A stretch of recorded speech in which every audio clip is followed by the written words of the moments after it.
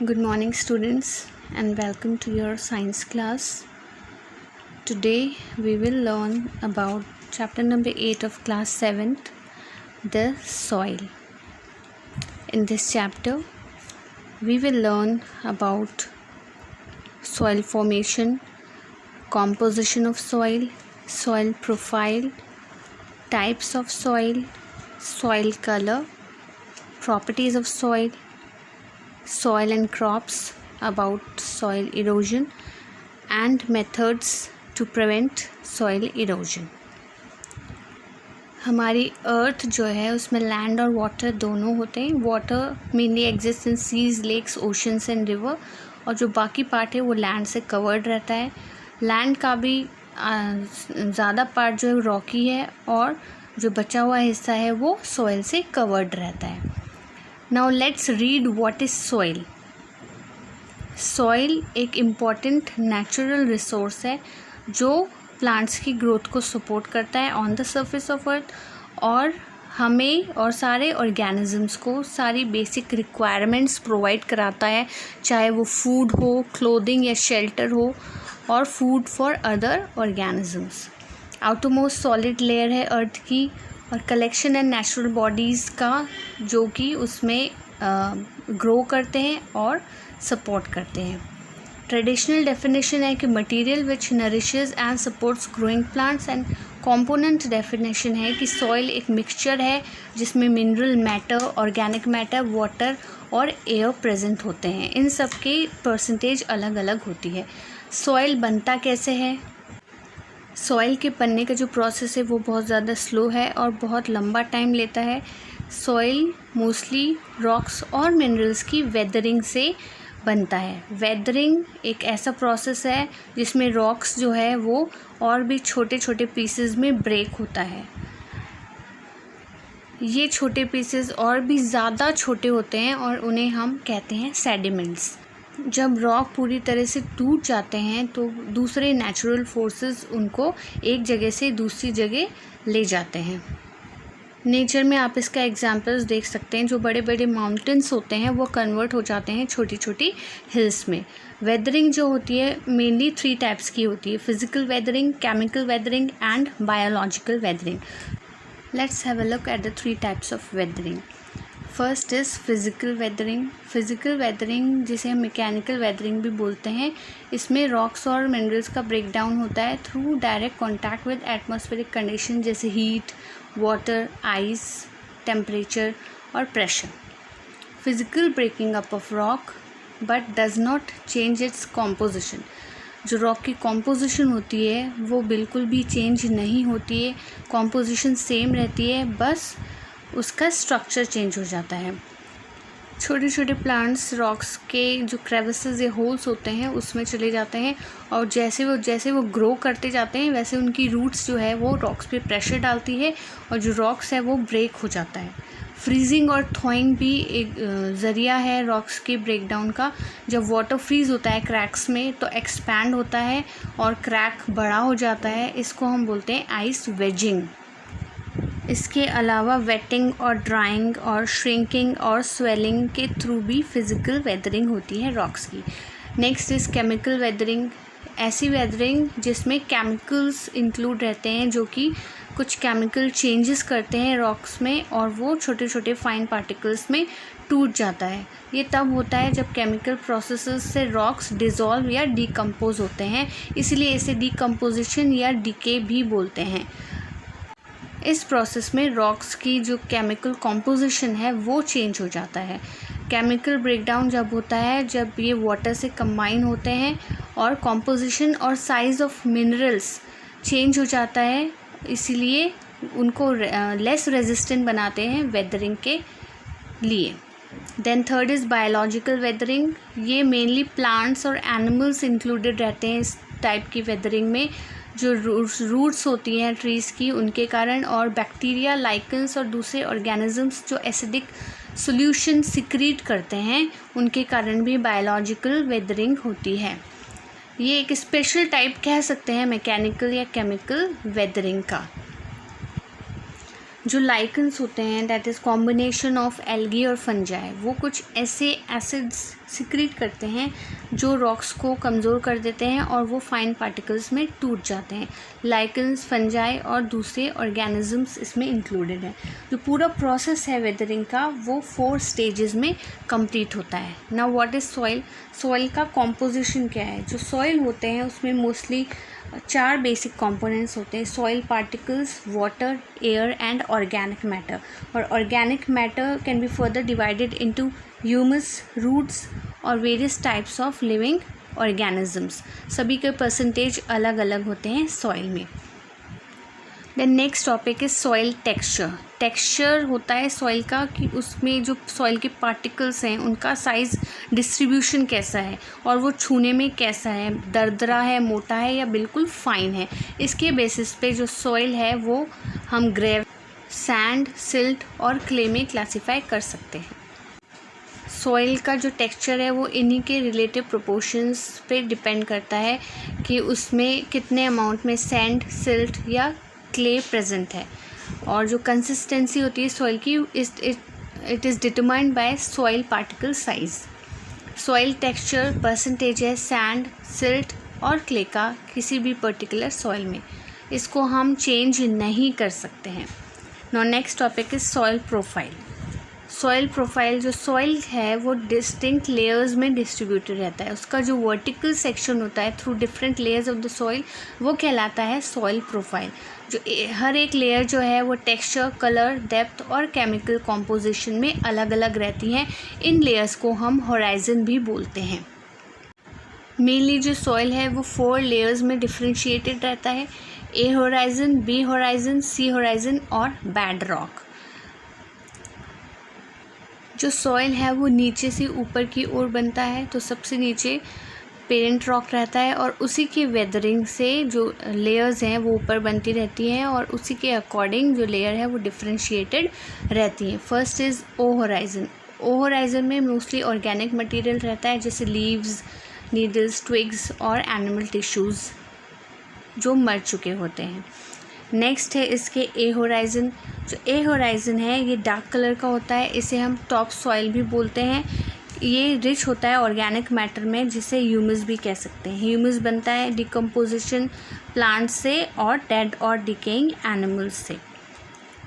Next है B horizon. B horizon को हम सब सॉइल भी कहते हैं। इसमें मिनरल्स ज़्यादा होते हैं टॉप सॉइल्स के कंपैरिजन में और रेडिश या ब्राउनिश होता है due to presence of oxides of iron and clay. Then next is C horizon. C horizon को हम रेगोलिथ भी कहते हैं। इसमें हल्के से टूटे हुए बेड रॉक रहता है, मतलब पत्थर के छोटे छोटे टुकड़े रहते हैं और जो रूट्स होती हैं प्लांट्स की वो इस लेयर में पेनिट्रेट नहीं कर सकती हैं। लास्ट इज़ आर होराइजन जिसे हम बेड रॉक भी कहते हैं। ये 48 फीट की गहराई तक होता है। डीपेस्ट सॉइल होराइजन होता है। इसमें कोई रॉक्स या बोल्डर्स नहीं होते हैं और जो ओरिजिनल रॉक होता है उस एरिया का उसी के कलर के जैसा होता है। See the diagram showing the differentiation of different layers और horizons of the soil. The top most is O horizon, then A, then B, C and last is R horizon. Then next topic is types of soil. जो soil का type है वो depend करता है कि उसमें sand, silt, clay और organic matter किस प्रोपोर्शन में प्रेजेंट है। इसके बेसिस पे हम सॉइल को मोस्टली 3 टाइप्स में डिफ्रेंशिएट कर सकते हैं: सैंडी सॉइल, क्लेई सॉइल और लोमी सॉइल। फर्स्ट है सैंडी सॉइल। ये कोर्स और ग्रिटी होता है, लार्ज पार्टिकल साइज होते हैं, लो वाटर होल्डिंग कैपेसिटी होती है, वेल एरेटेड होता है बट न्यूट्रिएंट नहीं प्रेजेंट होते हैं। Next is clayey soil. इसमें वेरी फाइन क्ले पार्टिकल्स होते हैं। क्लेई सॉइल हैवी और डेंस होता है, हार्ड होता है बहुत ज़्यादा और सॉइल पार्टिकल्स के बीच में स्पेसेस बहुत छोटी होती हैं, इसलिए प्लांट की जो रूट्स हैं इसमें ग्रो नहीं कर सकती हैं। Then loamy soil. Loamy soil perfect soil है प्लांट्स और सॉइल ऑर्गेनिजम्स के लिए, इसीलिए क्योंकि इसमें इनफ लार्ज और स्मॉल स्पेसेस होती है एयर और वाटर के लिए। Now this is the table showing the differentiation of the 3 soil types. Sandy soil का उसका जो सॉइल टेक्सचर है कैसा है, उनमें क्या कंपोनेंट्स हैं और वाटर रिटेंशन कैपेसिटी कितनी है। Now next topic is soil colour. जो सॉइल का जो कलर होता है वो अलग अलग होता है depending on a variety of factors. अगर सॉइल रेड या येलो है तो उसमें आयरन या एल्यूमिनियम प्रेजेंट हो सकता है। ह्यूमस ज़्यादा है तो सॉइल ब्लैक कलर का होगा, और आयरन ज़्यादा है तो वो ब्राउन या रेडिश कलर का होगा। The factors that give soil color: organic matter, weathered mineral material composing the soil, and quantity and condition of iron present in the soil. Our next topic is soil properties.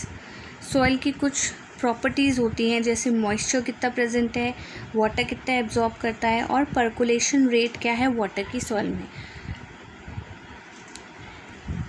ये जो properties है help करते हैं इनके classification में, और कि हम उनमें कौन से टाइप के क्रॉप्स ग्रो कर सकते हैं। First is soil moisture. Soil moisture controlling की है। ये जो वाटर कंटेंट प्रेजेंट होता है सॉइल में वो कहलाता है सॉइल मॉइस्चर। और सॉइल मॉइस्चर जो है प्लांट ग्रोथ में बहुत ज़्यादा मेजर रोल प्ले करता है, क्योंकि जो प्लांट है वो हमेशा उन्हें मॉइस्चर चाहिए रूट्स में अपनी ग्रोथ के लिए। ये देखने के लिए कि सॉइल में मॉइस्चर प्रेजेंट होता है, इसके लिए हम एक एक्सपेरिमेंट करेंगे। जो सॉइल है उसको लेंगे बॉइलिंग ट्यूब में और स्टैंड पे फिक्स करके उसको हम हीट करेंगे। जो वाटर उसमें होगा वो इवेपोरेट हो जाएगा और टेस्ट ट्यूब की इनर वॉल्स पे आ जाएगा। इससे पता चलता है कि मॉइस्चर प्रेजेंट होता है। Then second property is absorption of water by the soil. Soil जो एब्जॉर्ब वाटर करता है, क्लेई सॉइल सबसे ज़्यादा वाटर एब्जॉर्ब करता है और सैंडी सॉइल सबसे कम वाटर एब्जॉर्ब करता है। एब्जॉर्प्शन रेट का फॉर्मूला है volume of water divided by mass of soil into 100। इससे हमें जो एब्जॉर्प्शन रेट है उस सॉइल की वो हमें पता चल जाएगी। इसे हम परसेंटेज में निकालते हैं मोस्टली। इसे हम वाटर होल्डिंग कैपेसिटी भी बोल सकते हैं, क्योंकि जो कैपेसिटी सॉइल की वाटर को होल्ड करने की होती है बिफोर इट स्टार्ट्स ड्रिपिंग, इसको हम वाटर होल्डिंग कैपेसिटी भी बोल सकते हैं। ये डिफरेंस होता है between the amount of soil water at field capacity and the amount at wilting point. अब फील्ड कैपेसिटी को हम कैसे डिफाइन करेंगे? वो अमाउंट ऑफ वाटर जो सॉइल में रह जाता है after downward gravitational drainage has stopped is called as field capacity. ये जो वैल्यू है ये मैक्सिमम अमाउंट ऑफ वाटर जो सॉइल होल्ड कर सकता है अगेंस्ट ग्रेविटी उसको दर्शाती है। Then पर्कुलेटिंग water. पर्कुलेशन होता है वाटर का किसी भी मटेरियल से नीचे पास होना। ये डिपेंड करता है मटेरियल की पोरोसिटी, यहाँ पर सॉइल की पोरोसिटी पे। जो वाटर है वो उसकी पर्कुलेशन रेट डिफरेंट होती है डिफरेंट सॉइल्स में। ये कैलकुलेट किया जाता है by the formula percolation rate per minute is equal to amount of water divided by time. For example, अगर किसी सॉइल में 200 ml वाटर को पर्कुलेट होने में 20 मिनट्स लगते हैं तो उसका रेट ऑफ पर्कुलेशन होगा 10 मिलीलीटर पर minute. Next topic is soil the greatest natural resource. जो सॉइल है वो क्रिटिकल होते हैं for the health of a planet, हमें पता है। जो और स्टोर करते हैं, फिल्टर करते हैं वाटर को, न्यूट्रिएंट्स और वाटर प्रोवाइड करते हैं प्लांट्स को, और सारी जो ऑर्गेनिज्म या लिविंग ऑर्गेनिजम्स की जो भी कम्युनिटी है उसको सपोर्ट करते हैं। इसीलिए ये ग्रेटेस्ट नेचुरल रिसोर्स है, क्योंकि जितनी भी इसेंशियल नीड्स हैं हमारी लाइफ की वो सब हम सॉइल से डिराइव करते हैं, आइदर डायरेक्टली और indirectly. Now soil and crops, जो डिफरेंट सॉइल्स है वो अलग अलग होते हैं और क्रॉप्स भी अलग अलग होते हैं जिसमें हम उन्हें ग्रो कर सकते हैं। वीट और ग्राम जो है वो क्ले और लोमी सॉइल में अच्छे ग्रो होते हैं। पैडी को सॉइल चाहिए जो क्ले और ऑर्गेनिक मैटर में रिच हो। Now soil erosion. Soil erosion एक ऐसा प्रोसेस है जिसमें जो टॉप लेयर है सॉइल की वो हवा या वाटर के द्वारा उसके ऊपर से हटा दी जाती है। ये एक नेचुरल प्रोसेस है, और जो प्लांट की रूट्स होती हैं वो फर्मली बाइंड करती हैं सॉइल को, पर अगर प्लांट्स नहीं होंगे तो सॉइल आसानी से इरोड हो जाएगा, रिमूव्ड हो जाएगा by wind and flowing water and people. Of course soil erosion movement है सॉइल कंपोनेंट्स का, मेनली टॉप सॉइल का एक प्लेस से दूसरी प्लेस पर, और जो कॉजेज़ हैं इसके मेनली विंड, वाटर और ह्यूमंस होते हैं। ये एक फ्रेजाइल रिसोर्स है। ज़्यादातर सॉइल इरोजन नेचुरल प्रोसेस से होता है, बट ह्यूमंस भी इसमें इक्वली कंट्रीब्यूट करते हैं। जिन एरियाज़ में वेजिटेशन नहीं होती वहाँ पर इरोजन और ज़्यादा होता है। ना 4 main causes of soil erosion is over grazing, मतलब बहुत सारे एनिमल्स बहुत ज़्यादा ग्रास या वहाँ की वेजिटेशन को ख़त्म कर देते हैं। डिफॉरेस्टेशन, बहुत सारे ट्रीज़ काट देते हैं, और पुअर फार्मिंग मेथड्स। अब इससे क्या प्रॉब्लम्स होती है? Loss of valuable top soil, damage होता है फील्ड्स में, प्लांट की प्रोडक्टिविटी डिक्लाइन हो जाती है, और डेजर्टिफिकेशन, वो जो एरिया है वो डेजर्ट में कन्वर्ट हो जाता है। अब इसको बचाने के लिए सॉइल कंजर्वेशन का यूज़ होता है। सॉइल कंजर्वेशन एक मैनेजमेंट स्ट्रेटजीज़ है जिससे हम सॉइल को इरोजन से बचाते हैं। इसके अलावा जो दूसरे केमिकल्स हैं उनके एसिडिफिकेशन, सैलिनाइजेशन या सॉइल कंटामिनेशन से भी सॉइल को बचाना सॉइल कंजर्वेशन मेथड्स के अंडर आता है। हमें पता है सॉइल की टॉप लेयर में ह्यूमस होता है, जो ऑर्गेनिक मैटर जो उसकी फर्टिलिटी इंक्रीज़ करता है। अगर टॉप लेयर इरोड हो जाएगी तो सॉइल जो है वो लेस फर्टाइल हो जाएगा। इसी से सॉइल को बचाने के लिए सॉइल कंजर्वेशन मेथड्स यूज़ किए जाते हैं। इन मेथड्स में फर्स्ट है contour ploughing. Contour ploughing practice है फार्मिंग की, जो कि स्लोप के अक्रॉस ही कॉन्टूर लाइंस बनाते हैं, जिससे कि जो फरोज़ होते हैं उसमें वाटर ट्रैप हो जाए और नीचे तक ना जाए और टॉप सॉइल इरोड ना हो। सेकंड मेथड है स्ट्रिप फार्मिंग। जो लार्ज फील्ड्स होती हैं उनको स्ट्रिप्स में डिवाइड कर देते हैं और उनको ग्रो करने के लिए छोड़ देते हैं। इससे जो विंड के द्वारा सॉइल इरोजन रुकता है। देन शेल्टर बेल्ट्स, जो प्लांट्स होते हैं फील्ड के चारों ओर शेल्टर के रूप में बनाए जाते हैं, ये भी विंड से सॉइल इरोजन को रोकता है। Then terrace farming. Terrace farming में भी टेरेस के जैसे स्टेप्स बनाए जाते हैं जिससे सॉइल इरोजन कम होता है। Then afforestation. एफॉरेस्टेशन प्रोसेस है of planting more and more trees. ये वाइड एरिया कवर करते हैं ताकि जो ट्रीज़ की जो रूट्स हैं वो सॉइल से बाइंड हो जाए और सॉइल इरोजन रोक पाए। Then preventing overgrazing. जितना हम अपने जानवरों को ज़्यादा चरने से रोक सकेंगे उतना ही वेजिटेशन ज़्यादा रहेगी, जो कि सॉइल इरोजन को कम करने में मददगार साबित होगी। क्योंकि ओवर ग्रेजिंग से जो न्यूली जनरेटेड पौधे होते हैं उनकी वो भी हट जाते हैं, तो वो ग्रो नहीं पाते और इससे सॉइल इरोजन जो है वो इंक्रीज़ हो जाता है। थैंक यू स्टूडेंट्स, इस चैप्टर में इतना ही है।